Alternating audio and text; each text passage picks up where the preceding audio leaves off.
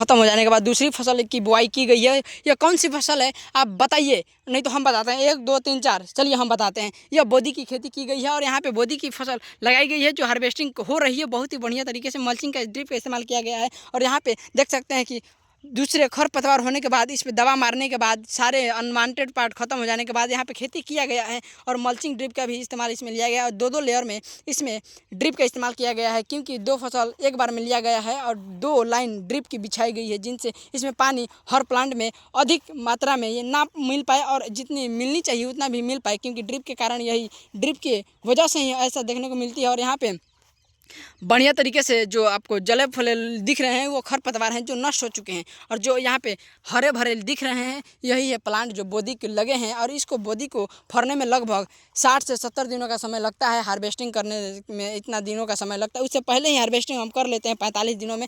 मगर 80 से 90 दिनों तक हमें फसल देती है और उसके बावजूद फिर धीरे धीरे देती है, मगर उतना हमें ज़रूरत नहीं होती है, ना दे पाती है उत्पाद। इस कारण से इसको नष्ट करना बहुत ही ज़रूरी होता है। और ये प्लांट आधे तक हो चुके हैं, आधे इसके उम्र हो चुके हैं, जो अभी देख रहे हैं वो ख़त्म होंगे तो ये फरने लगेंगे। यही है साइकिल जो हमें अपने खेतों में भी अप्लाई करनी चाहिए, जो यहाँ पे हो रही है। और चारों तरफ यहाँ पे जब धान लगाते हैं किसान तो यहाँ पे खेती होती है, यहीं से ही खेती फसल जाती है जो महंगे रेटों में मिलती है। इस समय महंगे रेटों में मिलती है क्योंकि हर जगह बरसात के दिनों में ऐसा खेती नहीं देखने को मिलता है, मगर यहाँ पर खेती होती है। और खेती होने के बाद पश्चात यहाँ से महंगे रेटों में खेती फसल जाती है, जिनसे हमें अपने खेतों में रोपनी चाहिए। नहीं, अब रो बाई रो में इसकी लाइन रोपी गई है और एक डिस्टेंस देख सकते हैं कि लगभग 2 से 2.5 फीट रखी गई है एक से एक। और इसमें भी ड्रिप और बांस का मदद ली जा सकती है, रस्सी की मदद ली जा सकती है, जिनसे यह लटक कर फर सके। और लटक कर जब फसल फरती है तो आपको हम पहले वीडियो में बताए थे कि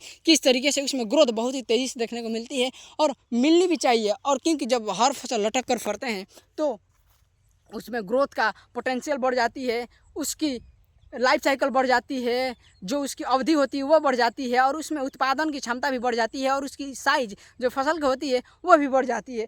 बहुत ही ज़्यादा फ़ायदा है जो लटक कर फसल फरती है, जो लटक कर फरने वाली फसल होती है, क्योंकि उसकी लाइफ साइकिल तो एक बार बढ़ गई, जो साइज़ होती है वो भी बढ़ जाएगी, बड़े साइज़ की होने लगेगी जो होती है एक्चुअली। मगर ऐसे हम रोप देंगे ऐसे खेतों में फील्ड में तो वैसा नहीं देखने को मिलती है। कहीं पानी लग जाएंगे तो ख़राब हो जाएंगे, कहीं खरपतवार के कारण वो नष्ट हो जाएंगे, कहीं कीड़े लग जाएंगे। मगर कीड़े मकोड़ा ऐसा जब लटक कर फरती हैं तो नहीं लगते हैं। बहुत ही बढ़िया वही विकल्प है, मगर उसमें मेहनत है, मगर पैसा बहुत ही अधिक है।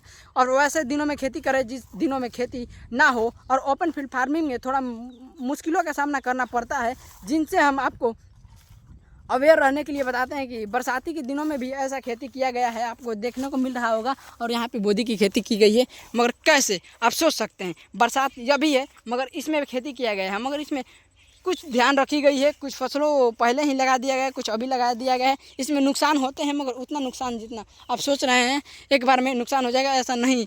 क्योंकि जब नुकसान जहाँ होगा प्रॉफिट भी वहाँ ही होगा।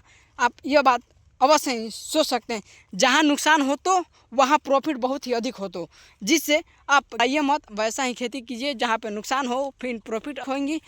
आप लगे रहें, लगने के कारण आपको प्रॉफिट बहुत ही अधिक होंगे।